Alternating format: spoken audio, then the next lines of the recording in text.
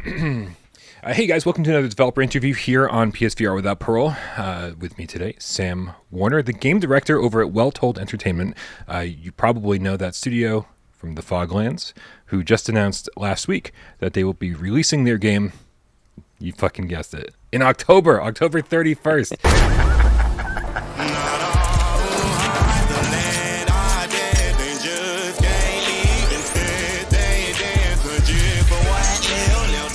Yeah, thank you so much for having me, Brian. It's great to be here. Doing well. I think a lot of yesterday was just tons of great feedback. Everybody seems to be really excited about it, and of course, really excited about one of our kind of flagship features, the hybrid mode for the game. So being able to play in both first person and in headset. Seems like people are really stoked about that, so I'm glad they are. Yeah, I'm actually really excited to find out if you guys are going to be able to track who is playing in the headset and who's not playing in the headset, who's playing on flat screen, because those are the kind of numbers we love to see. Definitely, yes. Fog, Talking about analytics, right? Just kind of like being able to yeah, report on that. Yeah, that's definitely something that we're implementing here kind of in the last stretch. Just the key pieces of data that are going to help us point and say, hey, this is how long someone's in headset, how long someone's playing in flat mode, how far are they getting, those kinds of things, definitely. I want to start at the beginning. I hear it's a good place to start, and I'd like to know where you started. Sam, you and the rest of the people at Well Told Entertainment, is this your first game as a studio together, all these people? So we have been actually together as a studio for about 7 years, which is a really long time in this industry to do the same thing. Myself and five others really started this company right out of college. A lot of us went to Chapman University together, and we started this business thinking we wanted to tell really cool stories using really new mediums. And lo and behold, the Foglands is sort of like the zenith or the apex of all of that dream finally coming to fruition. But it's not our first game.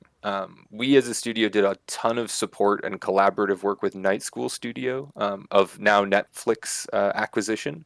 They made Oxenfree and After Party, and we helped them with title after title, and they were amazing partners.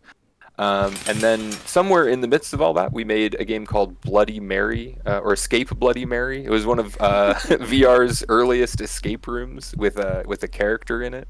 And then many years passed, and we worked on the Foglands in between jobs as often as we could.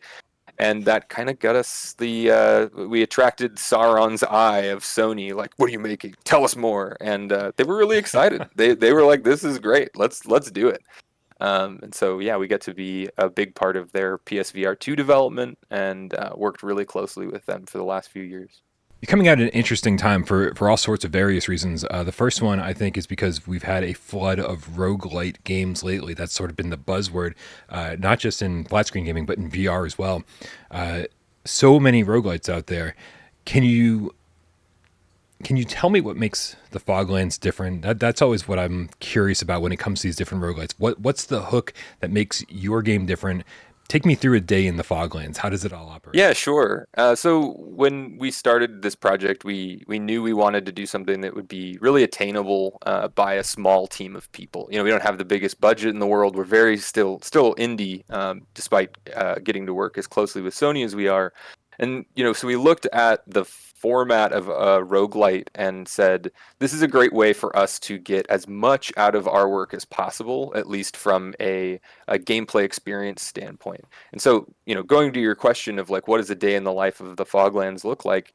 It looks like you die, you wake up in the stranger's train. He tells you like, you died to this thing, like, welcome back, kid. And then you kind of are left in this hub where you're able to go to a shooting range, you're able to go upgrade equipment and items, you can go acquire new abilities from this locker room area, but on top of all that is this layer of very dynamic narrative that we really, really pushed to include that I think our players would point at something like Hades as a really good example or a really good parallel.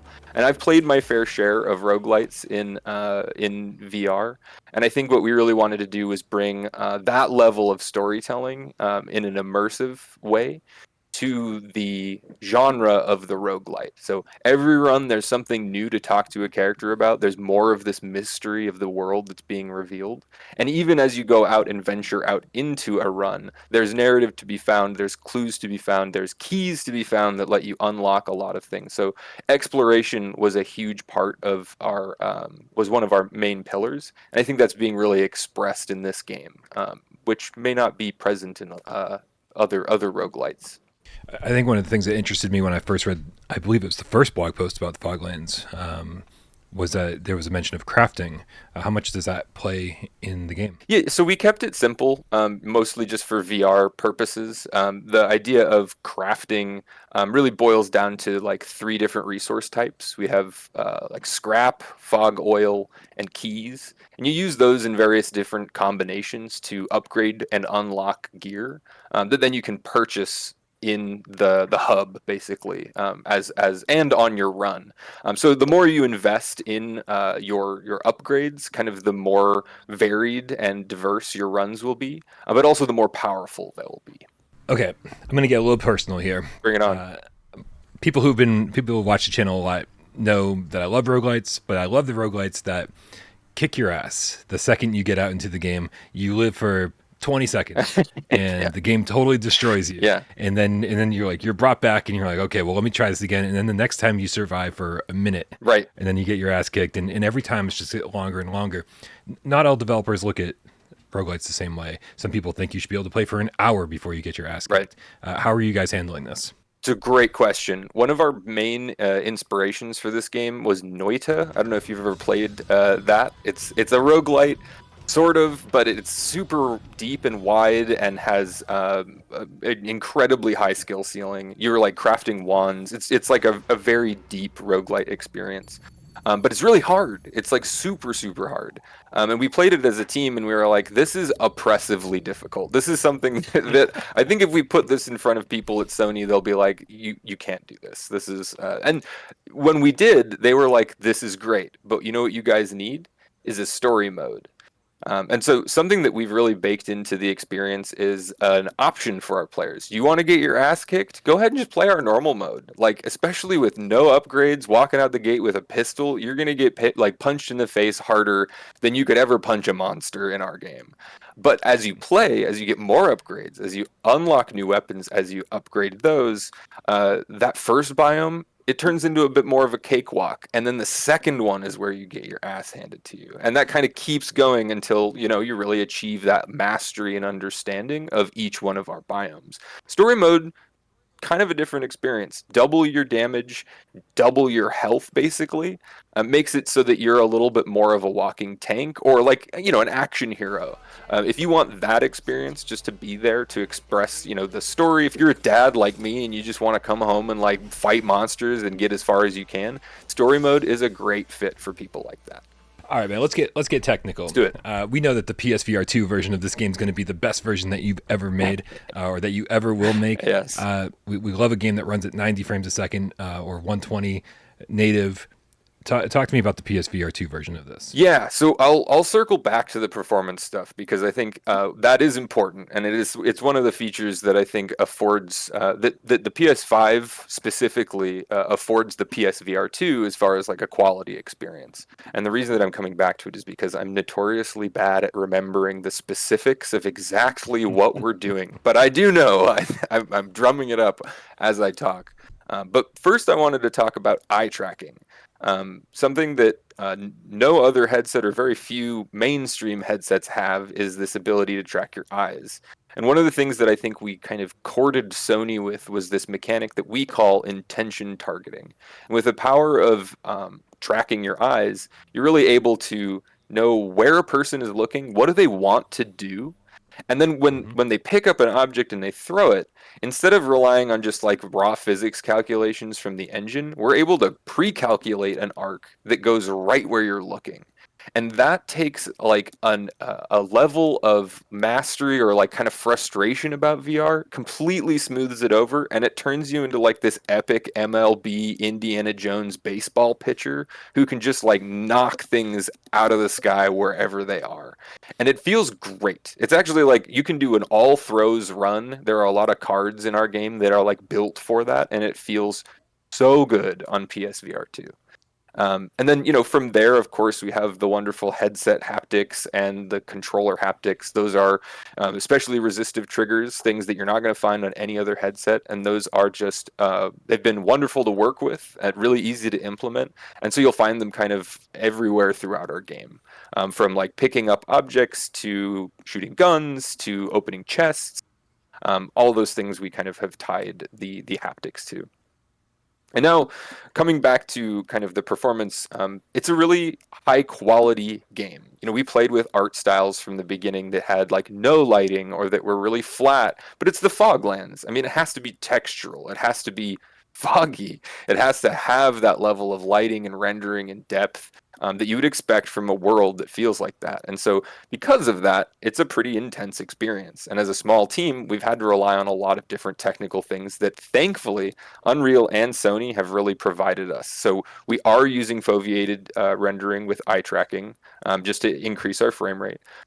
I believe that the game will run at like a native 70, and we're working on like a native mode for maybe a post-launch update. But right now we are using reprojection just to keep the game playing at like a very steady frame rate at that level of visual quality that we want. So I know that might be a bit of a letdown for some people that just want that pure crisp quality, but let me tell you, it looks great in headset. It's not grainy. It's totally different from like the Quest. And I think you'll find it to still be really enjoyable. And we'll come back around to do those performance updates, I think, once the game ships. Let's get back to this flat screen issue, because it was a surprise when we saw the announcement in the most recent trailer, in the most recent blog post, that it will be playable. How did this come about? Yeah. Because what we knew of the Foglands was it was a VR game. Right. So was it always in development for VR first, and then eventually somebody said, hey, we could also do this on the flat screen? Is that how it came about? Yes, exactly. The story of the Foglands, at least as an IP, kind of goes back a lot further. It actually originally was a third-person shooter. And when I say originally, I mean it was my thesis in college with which we built a company. We were like, let's make this game one day. But then we got a free Vive after going to this convention one day, and the six of us in a tiny, dingy room were like, maybe we could just port a lot of our assets over and we could make like a first-person version of this game, a VR version, I should say. And that was years ago. So we kept building on that for years and years, in between projects as much as we could, until we had this really kick-ass prototype that maybe one day it will come out. I don't know. It's sitting on a server somewhere, but I'm really proud of what we made. But we showed that to Sony, and they were like, "This is incredible. We want this game, but can we give you a little bit more support to also consider making a first-person mode for the game?" And we looked at each other, and when a publisher like Sony looks at you and asks that question, you say, yes. And then the journey began. And I'm sure there are questions you have about exactly how that journey was, but I can at least answer your question and say, yes, VR first, has always been VR first. You're calling it a first-person shooter mode, FPS mode. Yeah. That's confusing. To say that you can play it in VR or on the flat screen is enough.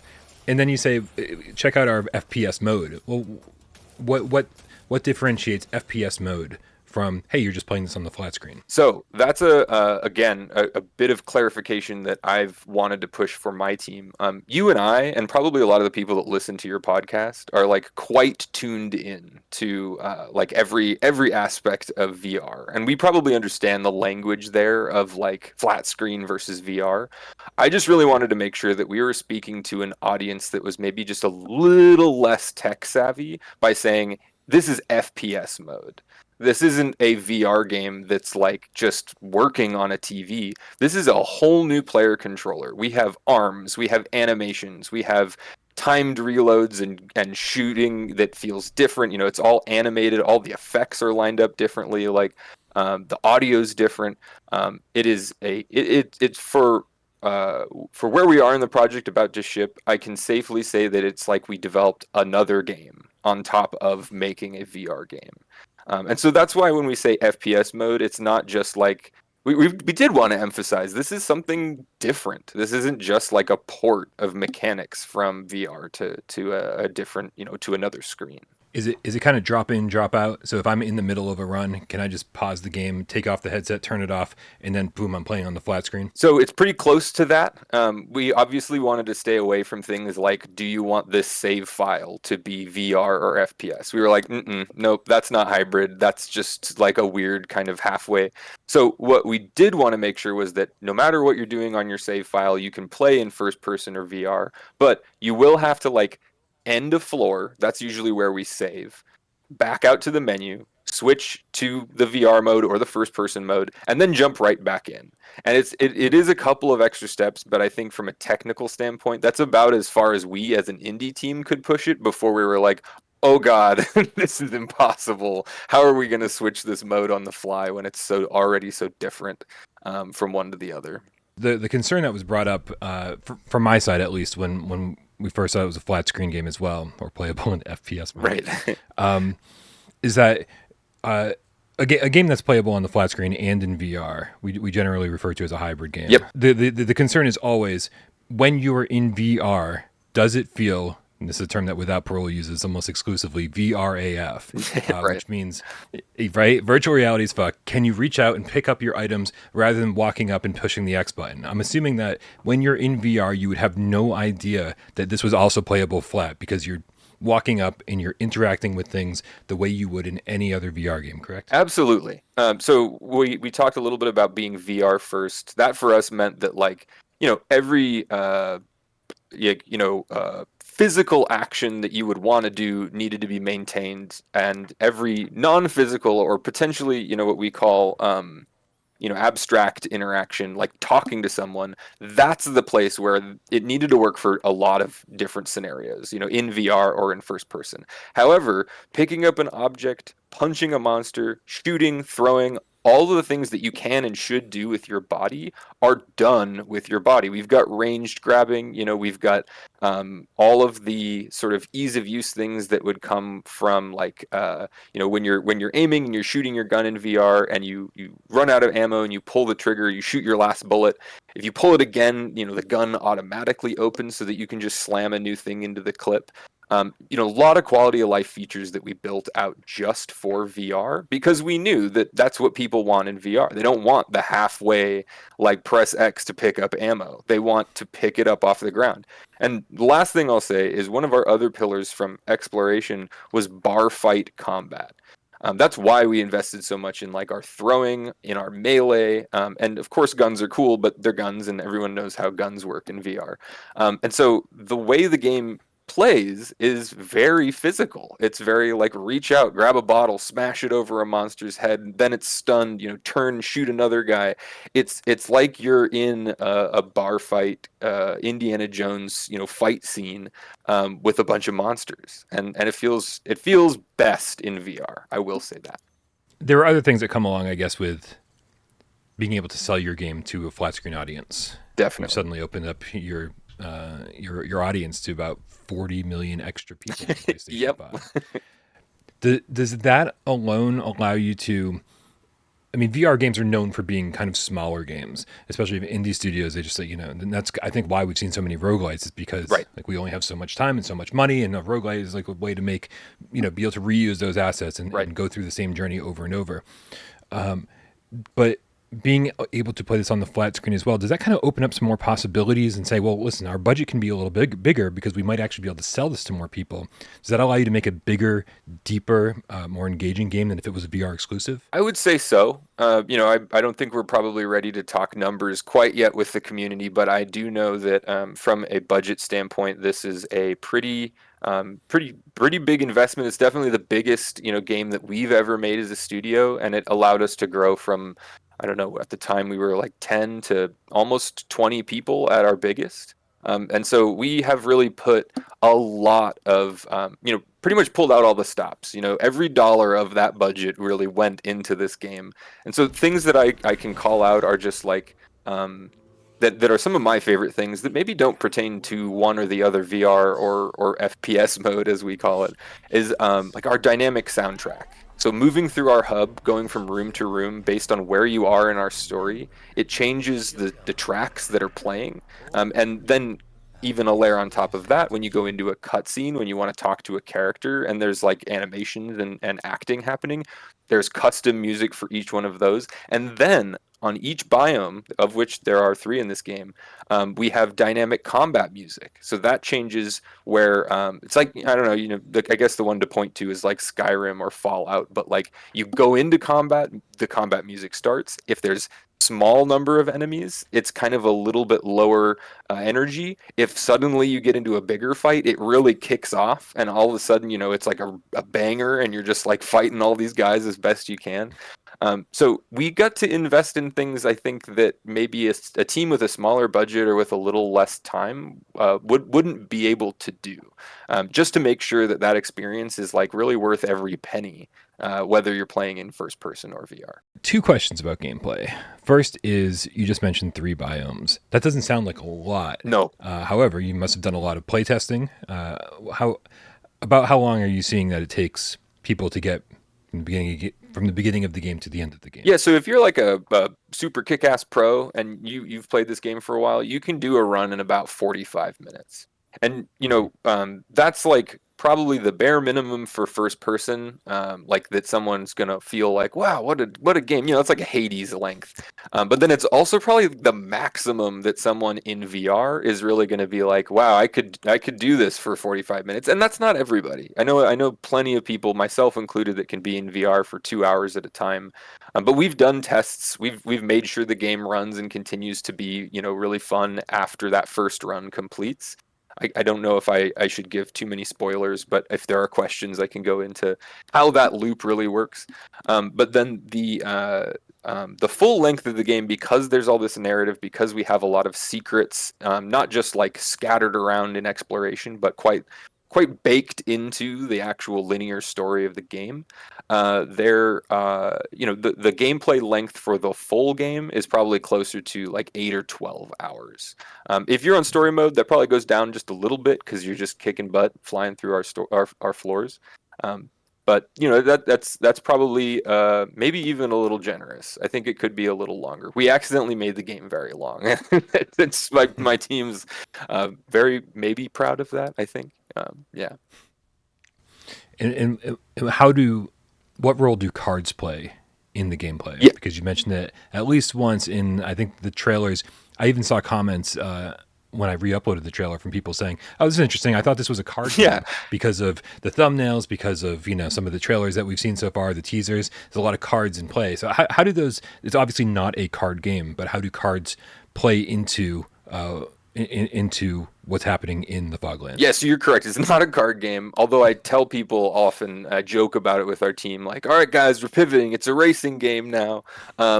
So it isn't a card game. The cards function very similarly to your standard roguelite fare. So like I have options in front of me when I open that chest, and I get to pick one of them, and that persists then with me for the duration of the run. The spin that we've put on it is each one of those cards belongs to a suit. And as you collect more cards in the same run of the same suit, you unlock these permanent, persistent abilities that are just really powerful. So, like, the more gun cards you collect, at least up to a certain number, I think 6 is where I'm aiming. You unlock Chain Shot, and that just turns every one of your bullets into a ricocheting, like basically aims to another enemy, and it increases your power level super significantly. So when we're talking about build crafting, there's this really awesome opportunity for you to mix and match, or just lean way into whatever playstyle you wanted to bring on that run. And praise RNGesus that you get all the cards that you want, but like if you build correctly, you can really become like a titan, and it feels great. the stuff that carries over from run to run is the stuff that really excites me because I never want to feel like I'm wasting my time in a roguelite. Totally. And good roguelites make sure that you never are. Even a bad run, you come back with something. Yep. I like that. Yeah, a big part of that too is, we have this feature where you're collecting scrap, and that's kind of just the currency of the game. It's gold, whatever you want to call it. But before each of our bosses, you have the opportunity to send that scrap back to your hub, and that's where then you can reinvest that into your next run. So there's a bit of this like risk reward. Do I want to cash out? Like it's not a card game, but we really tried to put a little bit of this pokery kind of like gambling into the run. So that you can be safe or you can play risky. We need to talk about the Hat Man. We have to talk about the Hat Man. We do. I was told at gunpoint that if I don't talk about the Hat Man, that this interview is pointless. Who on your team suffers from sleep paralysis? What is going on? Was that the inspiration behind that figure? So kind of. There's obviously that guy, the Hat Man, is kind of an internet meme at this point, or it's an ever-present, sleep demon for some of us. Right. But to get kind of deep with you, a big part of the narrative of this game deals with colonization, and gamers who want to just shoot monsters and have fun are not going to get hit over the head with like life lessons here. But I think that when we're talking about the inspiration for The Stranger, that's the Hat Man, he really is this distillation of a kind of American frontiersman, gambler, priest, capitalist. He's all of the things that embody a Western, sort of jammed into this undying, kind of godlike character who is ultimately the one that saves you from your untimely death and gives you the ability to come back again and again and again. And so doing a deal with the devil at the beginning of the game, we have it all sequenced out. You shake his hand. It's a really powerful moment. And then you're kind of just dealing with the fallout of that deal for the rest of the game. And trying to, as best you can, escape the deal that you made, one way or the other. That's kind of the origin. He's our very favorite character in the game. And Gianni, I'm going to mince his last name, Matrigiano, the voice actor for the game, brought everything in the kitchen sink to the performance. I mean, God, he's just incredible. So I think people are going to love hanging out with the Stranger. Kid, we gotta work on your focus. Distractions. Jim. All right, that brings us to the release date. Yes. Big fan of October around here. I personally love October more than anything else on the face of the planet. I love that month. I love the weather. I love horror movies. I love horror games. You guys aren't fucking around. You're releasing on October 31st. Yeah. And I don't know if you've seen the PlayStation VR 2 release calendar. It's incredible. You've got some massive competition, not even just from horror games. Nope. You've got competition from a tennis game in Vertigo 2. Yeah. What's wrong with us? Well, yeah. So, it's a bit of a happy accident and also just a reality of game development, but we had a launch date that was a little earlier. I'm sure people that were paying attention saw coming summer 2023 in our initial teaser announcement trailer. But as we made the game, as we invested more and more time into making sure that first person and VR were both the level of quality that we really wanted them to be, we just really felt like more time was necessary. And that's not something that anybody ever heard about, that we would ever really like wave from the rooftop, because we didn't have a ship date until yesterday. But when the time came to really throw that dart at the calendar and say, what date do we really want to do this thing on? We looked at Halloween. We know how gamers are and what that ritual for a lot of us is, of like sitting down on the spooky night and buying a game, one that hopefully gives you all the spookiness that you're looking for, but also has some good value, really feels like something hot and fresh and new out the gate. And we felt like, hey, we're worth that. We can come out on that day. I don't think anyone would be mad to meet the spooky Hat Man as kids bang down their door asking for candy. So yes, there is a lot of competition, but I do think that we are trying to make sure that the branding around this game really screams It's spooky, it's action, it's worth your time and money, and it will carry you through November if you do decide to pick it up on Halloween. I like the confidence. Yeah. The confidence. Thank you. I think there is also some confidence in the pricing as well. I mean, I think $20 is like the standard budget price game. Yep. I believe you priced yours at $35, which is some End Dreams pricing right there. Yes. And was there a lot of discussion around the $35 price point and what people will expect from that versus a lower price game? Yeah, I mean, I think we looked at a lot of other VR games, and like you said, a lot of them are kind of priced comfortably at that $20. And I don't at all want to put down those games for their experiences, for their price. Most of them, lots of them, are perfect packages for people to jump into for just another fun adventure in VR. But what I think we're selling is a universe. And not just a universe that you can play in VR, but it's a universe you can play in VR and on the couch. Day one, every line of dialogue in the game is voiced. We have, dozens of abilities and dozens of, these weapons and power-ups and items that you can use. There's tons of stuff to discover. There's lore. We call them memory echoes scattered around the game all over the place for you to hunt down and find. So, I want to be very careful about saying that, this is that we aspired to chase the heels of a Half-Life Alyx when it comes to the quality here. But we really did internally want people to, when this game comes out, hopefully think, hey, this is kind of like an indie Half-Life Alyx. These guys really shot for the quality, and so that's kind of what drove some of that confidence there in pricing. Is there anything that somebody watching right now who's not sold on the game yet needs to hear to be sold on the game? Any final words to just push somebody over that purchase line? Well, I think there's a million things that I could say. If you're not into roguelites, we've got a story mode that really takes care of you, makes you just feel the power, the fun, lets you explore at your own pace. If you're not into narrative, you can just skip through most of our narrative, get right to the guts of fighting monsters, collecting the stuff that you want, get out there and play. If you love narrative, if you're just there for the narrative, know that it goes deep. And this is where I didn't want to get into spoilers, but I do want to say that the worm that you saw in that trailer, that roar at the end, that's not the final boss of the game. It may be the last boss in a normal run, but it's not the final boss. And so there's a whole lot to uncover in this game. There are things that I probably don't even really know about that my developers put in against my knowledge. But I think that's also part of the fun and mystery of the Foglands. It's a world you can get lost in. And I mean well and truly lost. So if you're looking for something like that maybe has a lot under the surface, some stuff that you wouldn't expect out of what could be labeled just a VR hybrid first-person roguelite, show up on the 31st. There's a lot to find out there in the fog. We need one more thing from you, Sam, yes, before you go. Of course, anything for you.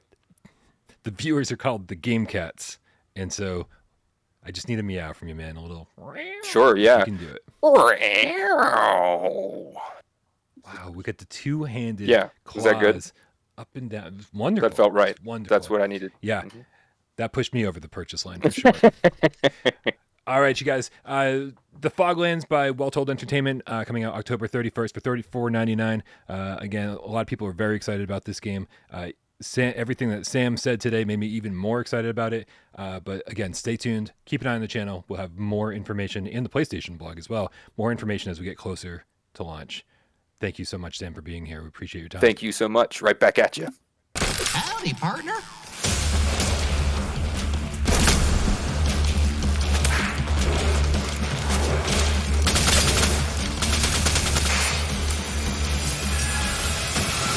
Well, Jim, since you're new, I'm gonna make this real easy for you. Runners ain't allowed down here, okay? I see great potential in you to become a real legend in them Foglands. With a little help from me, of course. Should misfortune find you on your way to kill that worm, I'll make sure we pick you up. Now, what do you say?